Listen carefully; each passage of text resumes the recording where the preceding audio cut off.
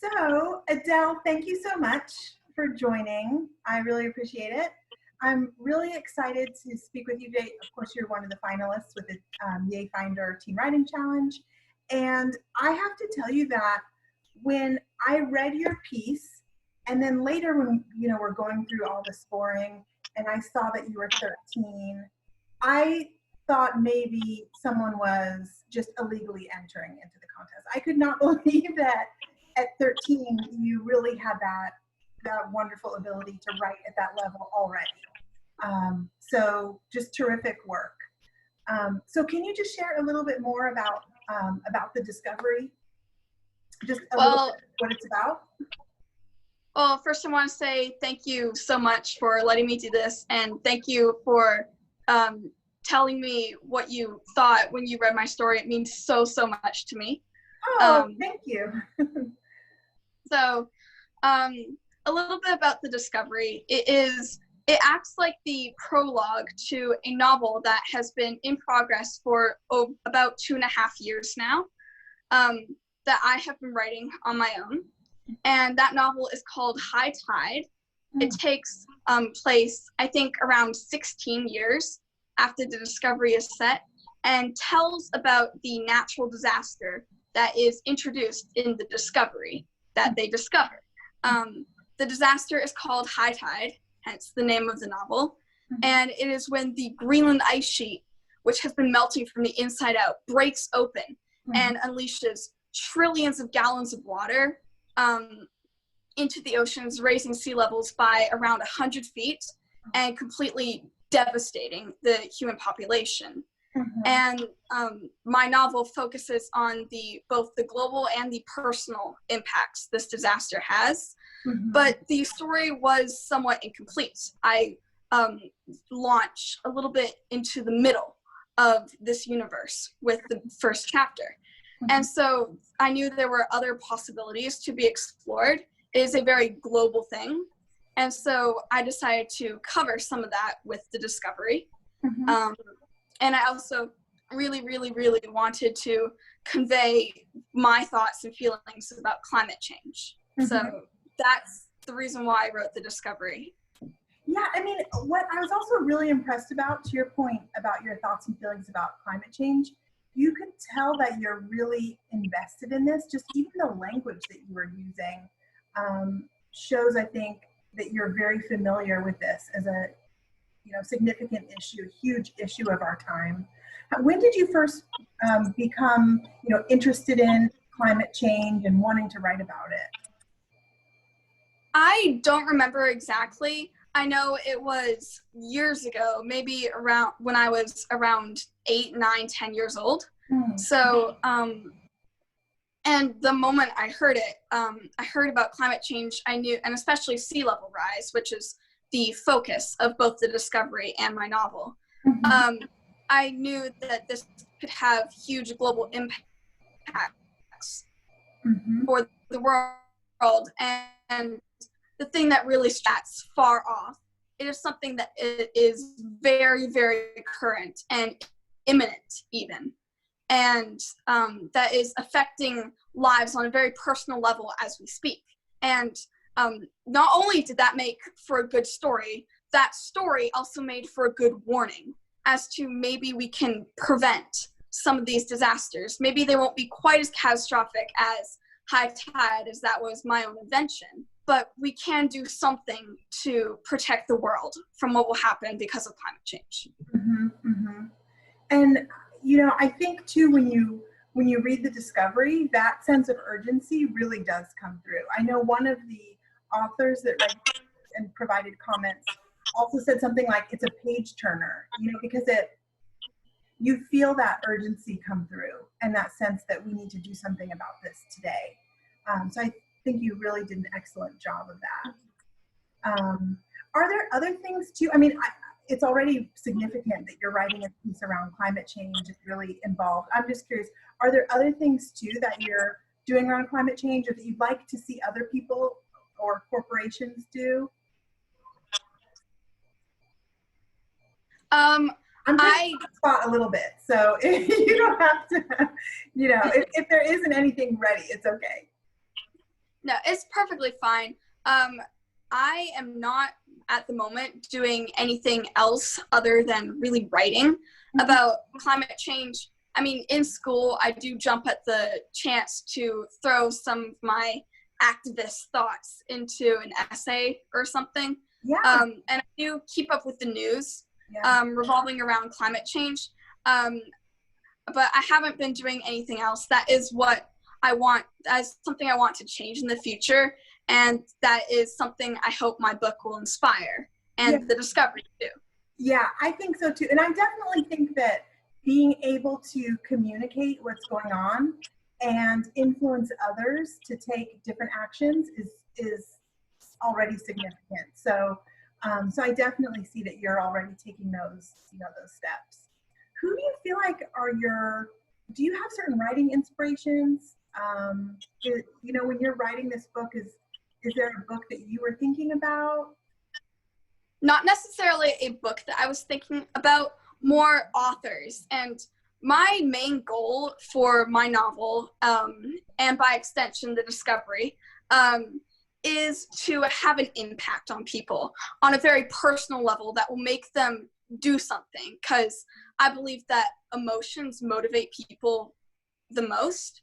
And if my book can impact them on an emotional level, then they will be motivated to do something about climate change.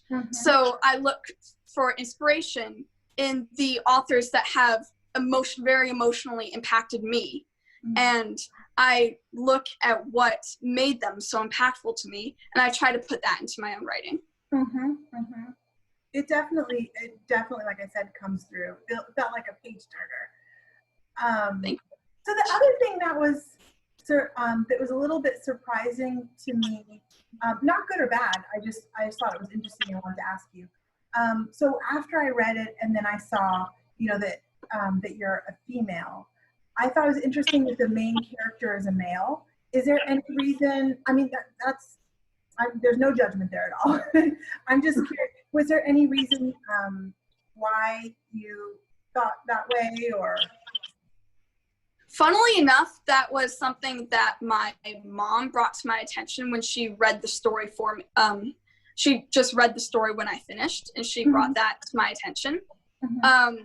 And it wasn't something I had noticed at all until it was brought to my attention. It was how I pictured the characters. It was how I'd always pictured the characters.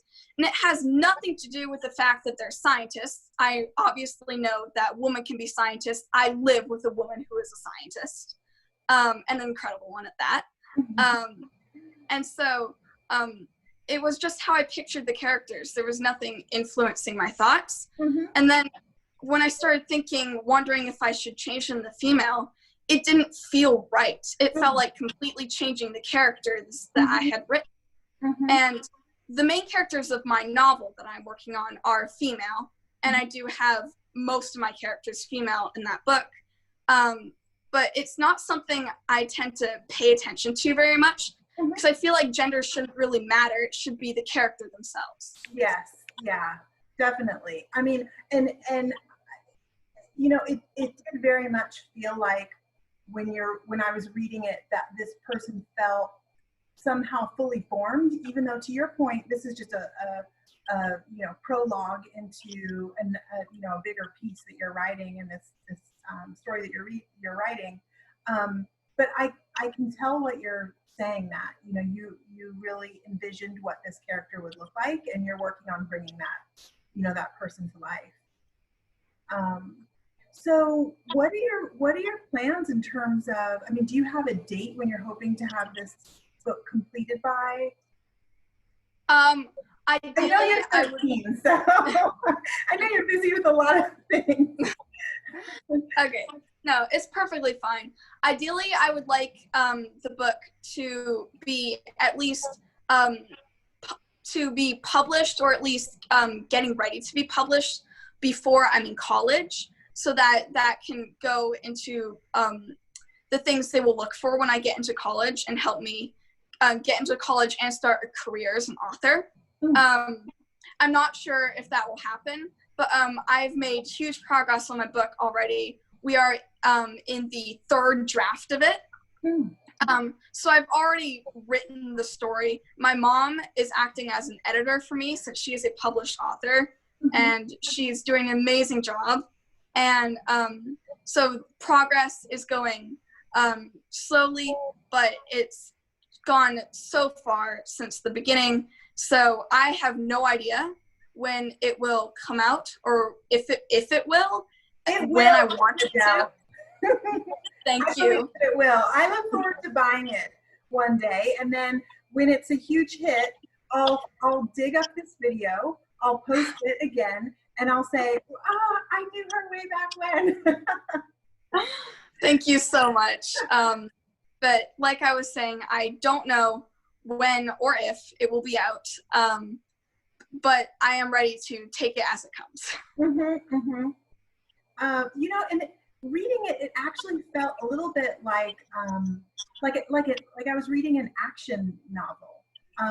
You know, it felt a little bit like I'm dating myself. I don't know if you know this author, but like John Grisham, he writes about these lawyers that you know, there's all this action going on there, and they're uncovering corruption, or now I'm blanking on other authors, but what I loved about it is that it was a page turner around climate change. So I think that what you do so well with it is that the science is definitely there, and yet I think for anyone, even if they're not interested in climate change, they're still getting pulled along by the emotions. And so I could see that even in just, you know, the piece that you submitted.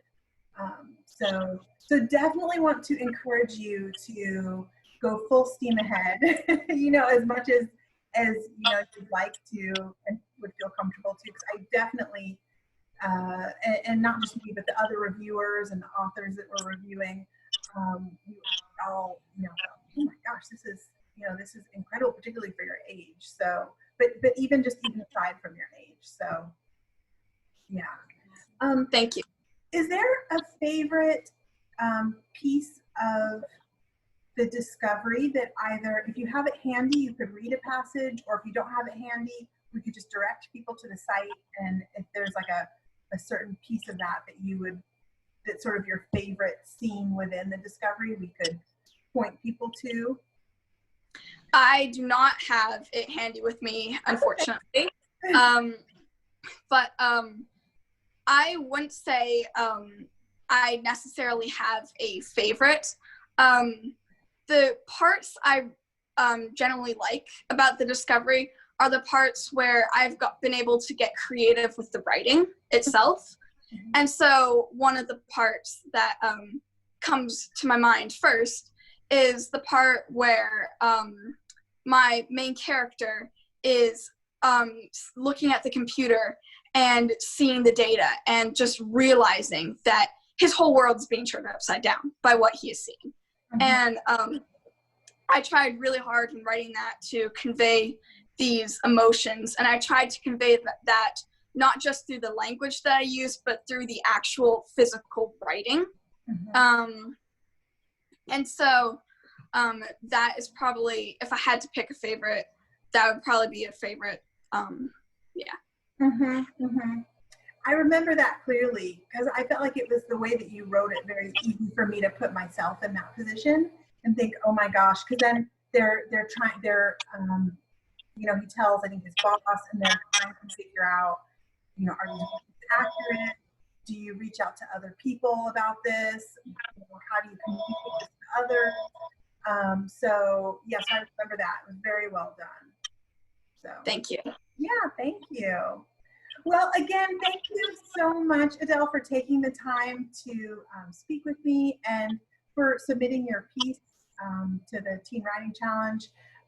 Again, we were really impressed with your piece, and I'm so glad that the feedback, you know, will help you and hopefully encourage you that any kind of, you know, I think the life of authors, I'm not an author, but I have a lot of friends that are authors, and there's, you know, self-doubt and setbacks, but I hope it will encourage you to keep writing and get that book published and on the shelves for more people to read, and I definitely would love to read the rest of it as well. So I'm saying that selfishly for me. Thank you so, so much. This means so much to me. And I'm really, really glad I got this opportunity. So thank you. Oh, thank you, Adele. Okay, have a great day. Thank you. You too. Have an excellent day. Thanks.